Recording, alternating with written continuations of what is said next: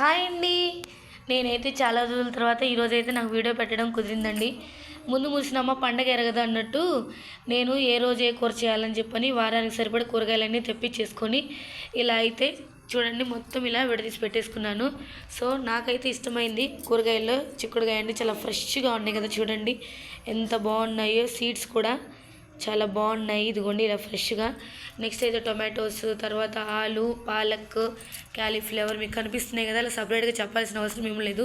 So నేనైతే ఇదిగోండి ఇలాంటి ట్రిక్ అయితే ఫాలో అవుతాను. కొత్తిమీరని, కరివేపాకుని అయితే ముందుగానే ఇలా సపరేట్ చేసి పెట్టుకొని ఫ్రిడ్జ్లో పెట్టేసుకుంటానండి. ఎందుకంటే అప్పటికప్పుడు అంటే మనకు చాలా టైం పడుతుంది. చూడండి ఎంత వేస్టేజ్ అయితే వచ్చిందో. చిక్కుడుకాయలను కూడా మనం రేపు కర్రీ చేస్తున్నాను అంటే ముందు రోజు ఇలా పీసెస్ చేసి పెట్టేసుకుంటాను. ఓకేనండి, మీరు కూడా అంతేనా? సో ఓకేనండి. సో ఈ రోజు నుంచి రోజు ఏ కర్రీ చేస్తానో రెసిపీస్ అయితే షేర్ చేస్తాను, మీరు తప్పకుండా చూడండి. ఓకేనండి, బాయ్. లైక్ చేయండి, సబ్స్క్రైబ్ చేయండి.